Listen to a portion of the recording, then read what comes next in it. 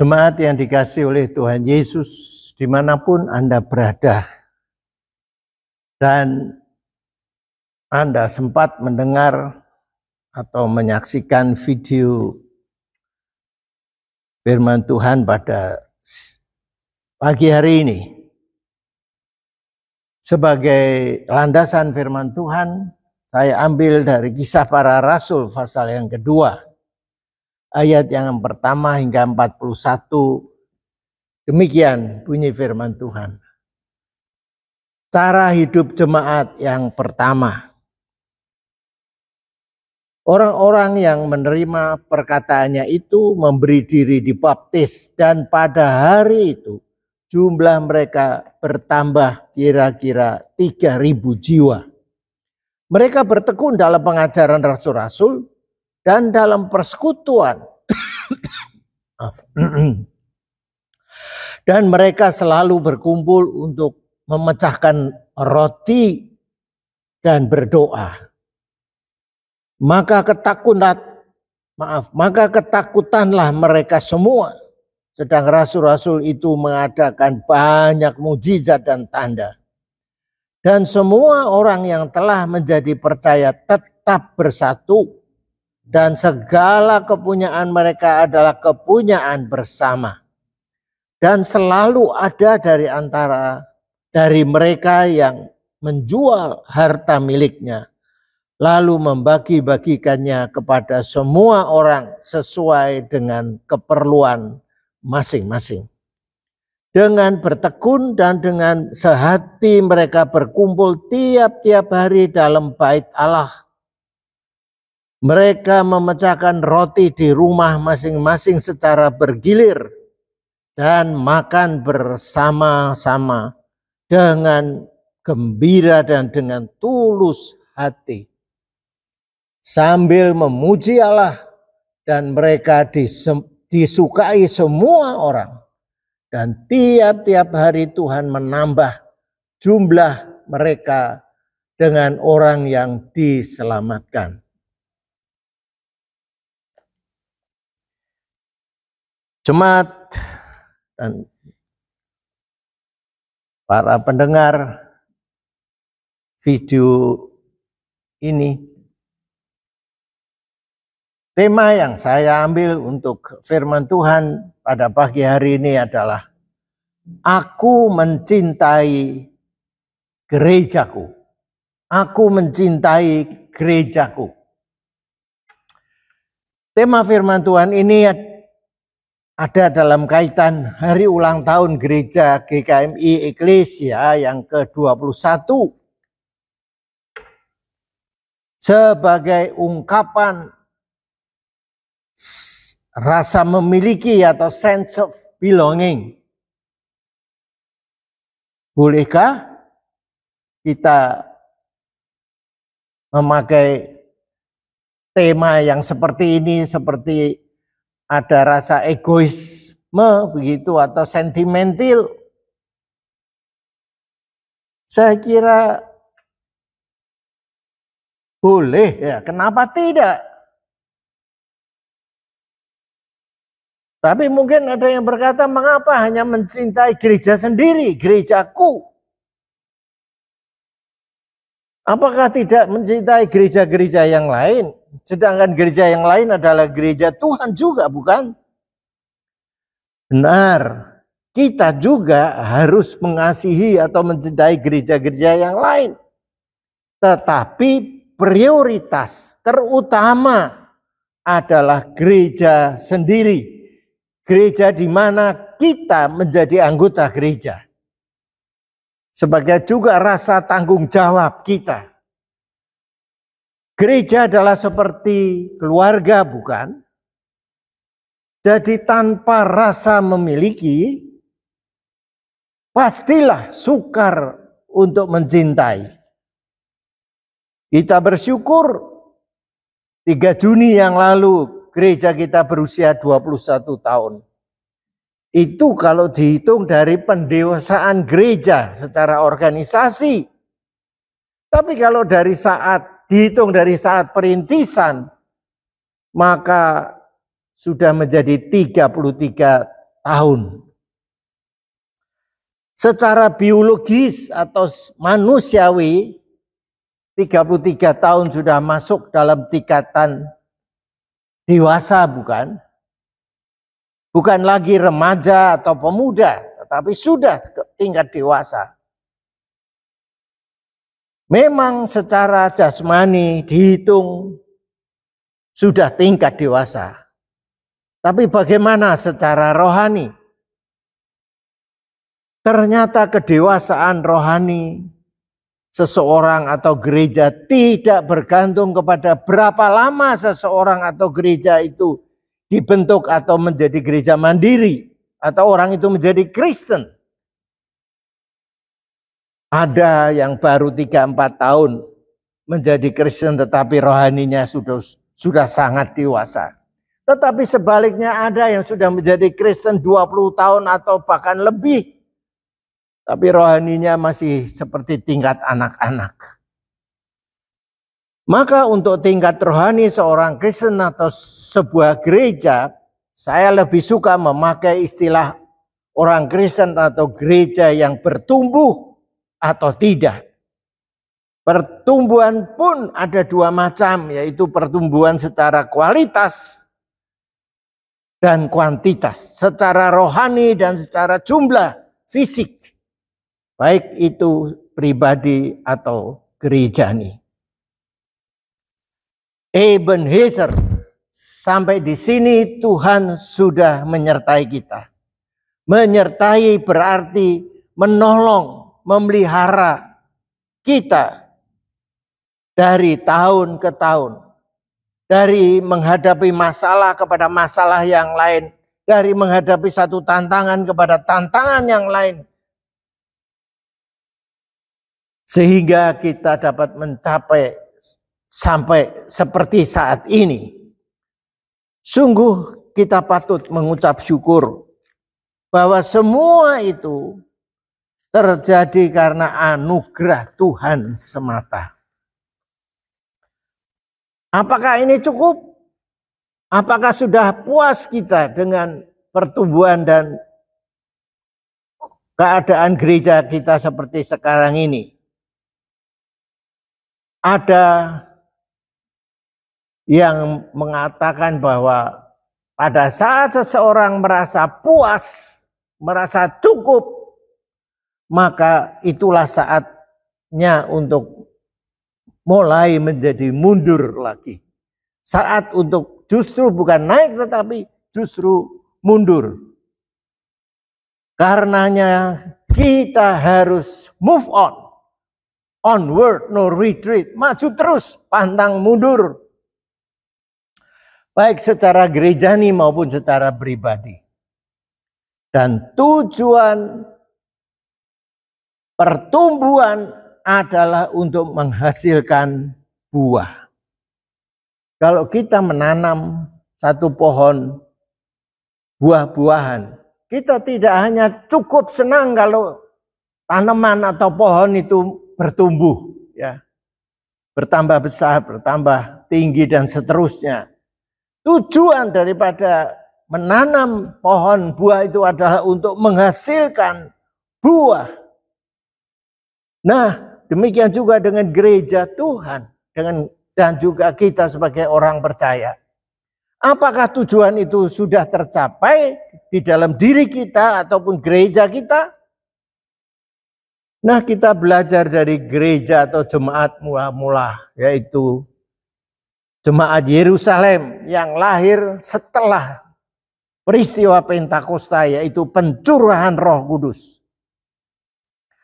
Dan tema yang kita pilih, aku mencintai gerejaku, bukan tanpa alasan. Kalau kita memakai gereja Yerusalem itu sebagai contoh, sebagai teladan, sebagai panutan kita atau gereja kita. Jemaat yang dikasihi oleh Tuhan adalah fakta. Sekaligus kita merasa kalau kita merasa dipilih dan diselamatkan oleh Tuhan, tetapi tidak bertumbuh dan berbuah, apa akibatnya? sepertinya tujuan Tuhan Yesus itu gagal atau tidak tercapai. Itu seperti ranting yang tidak berbuah, maka ranting itu akan dipotong menjadi kering dan dibuang ke dalam api. Yohanes 15 ayat yang ke-6.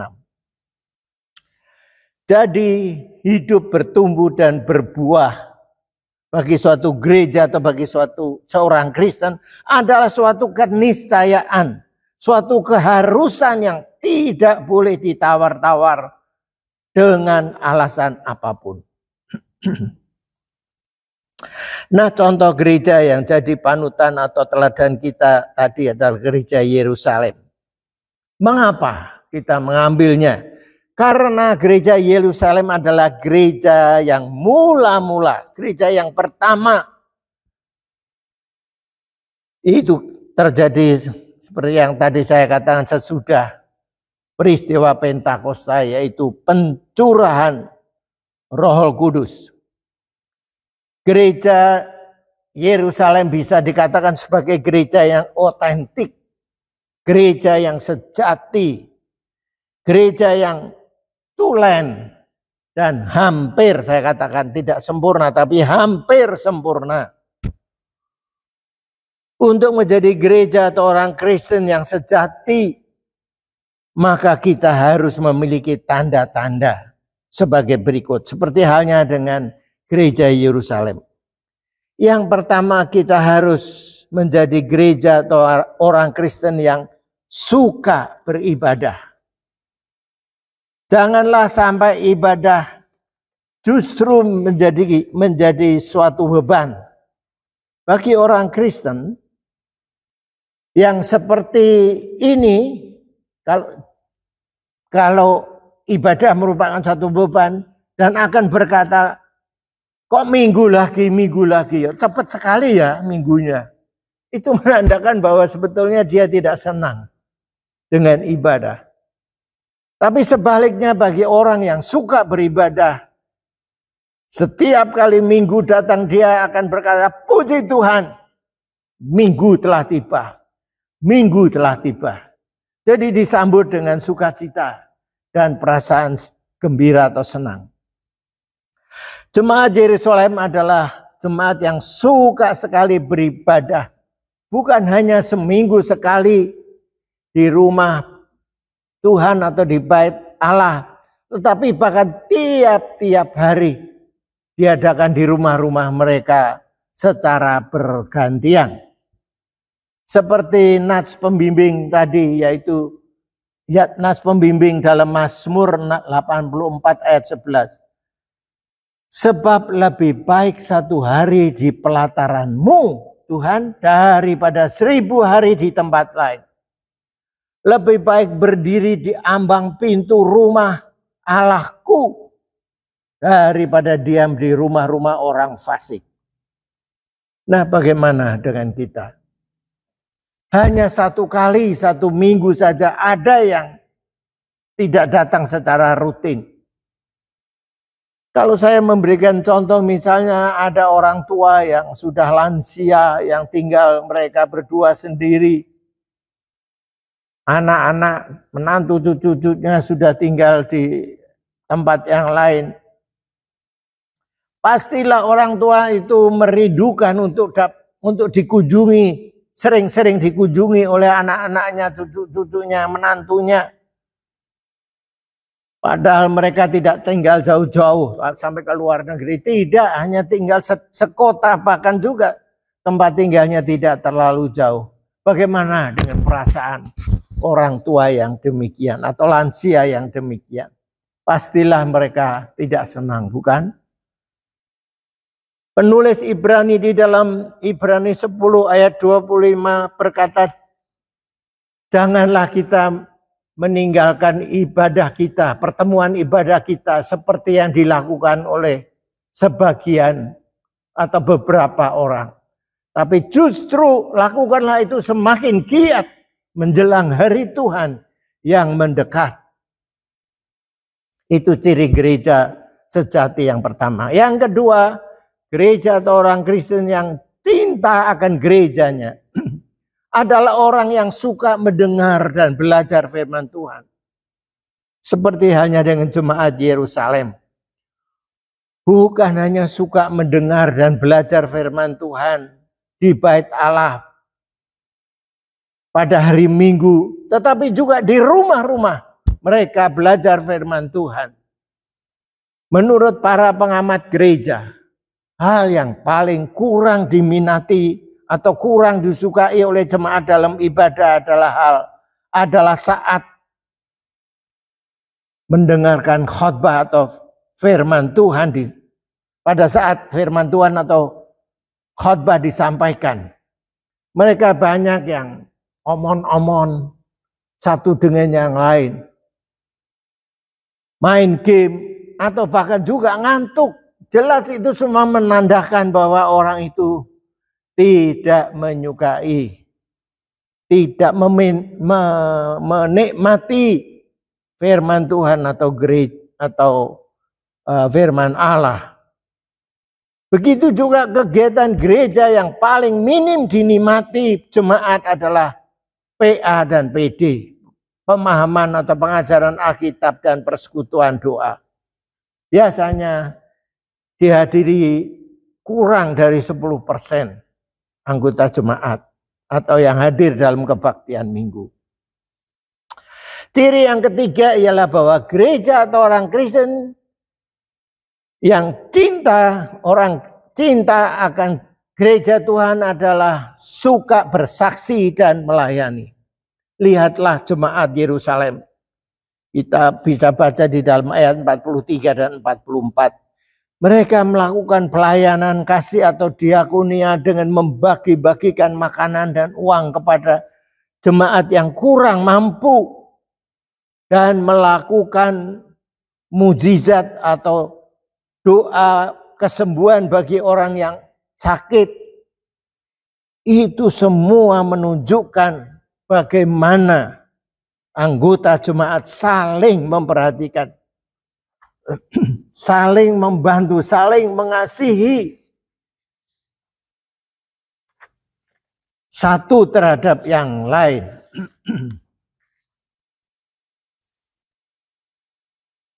Mudah ditebak apa akibatnya kalau satu jemaat atau satu gereja memiliki cara hidup yang sedemikian.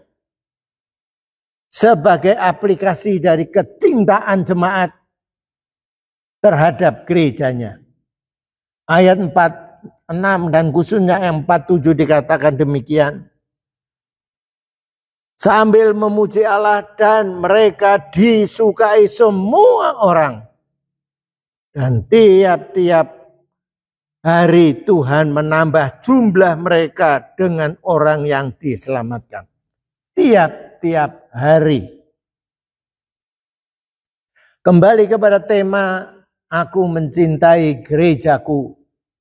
Yang merupakan aplikasi daripada nats pembimbing Mazmur 84 ayat 11. Dari pemazmur tadi, pemazmur sama sekali tidak memaksudkan mereka tinggal di rumah Allah atau di rumah ibadah itu. Tidak bermaksud demikian. Bukan secara fisik, tetapi secara rohani.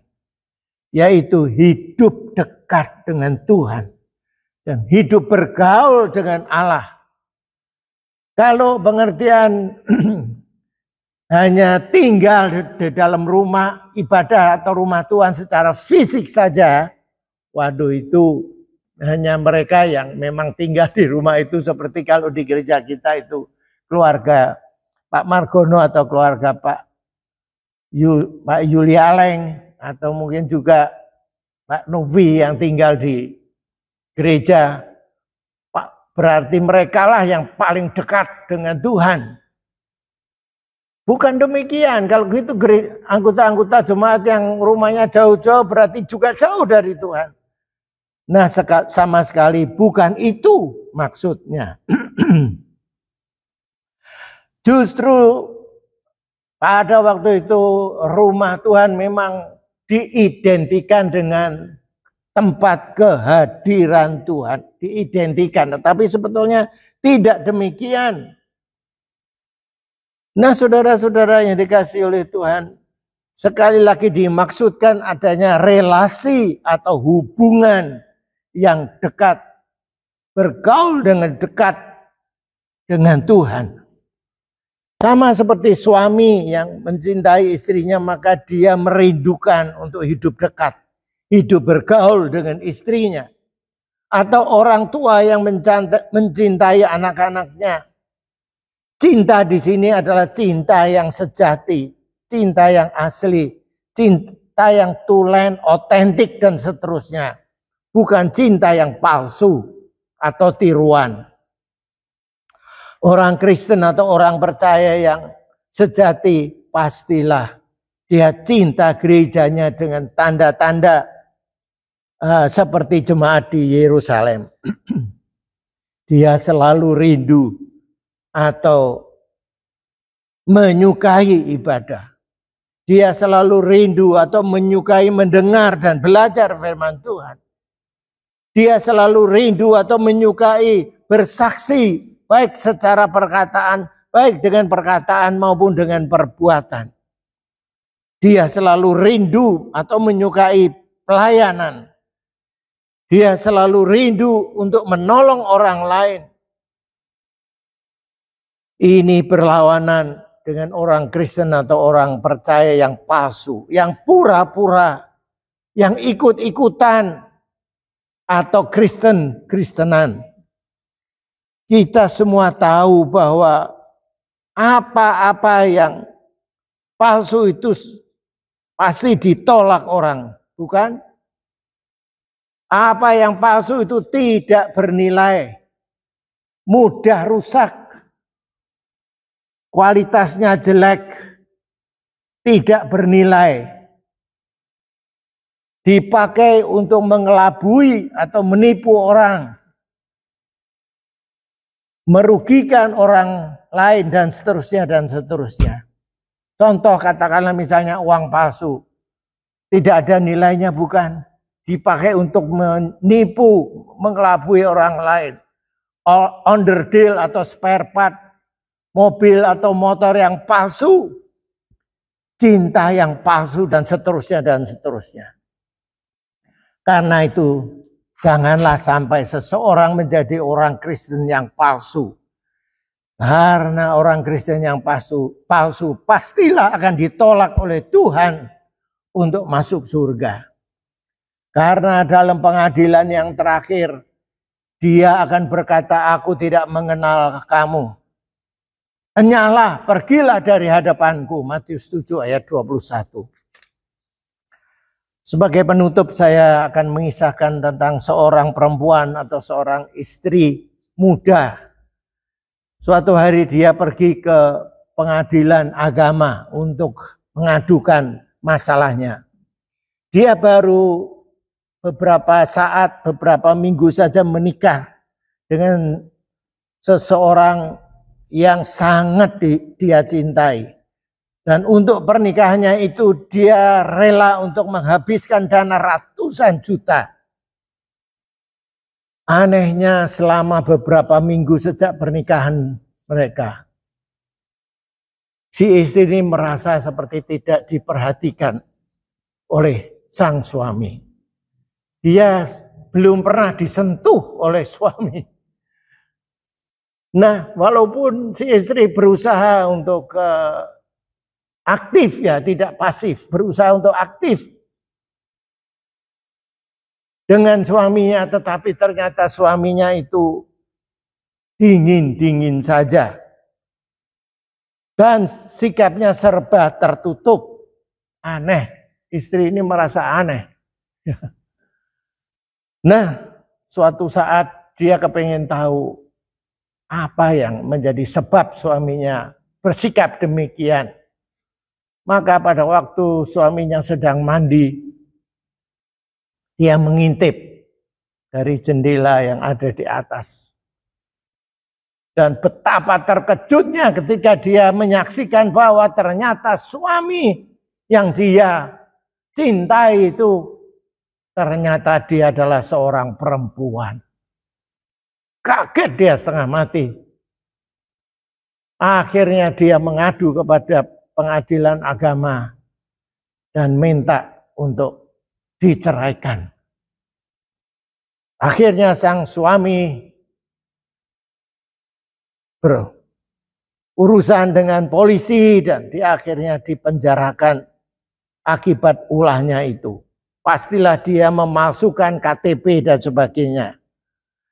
Jemaat Eklesia, GKM Eklesia yang dikasih oleh Tuhan Yesus.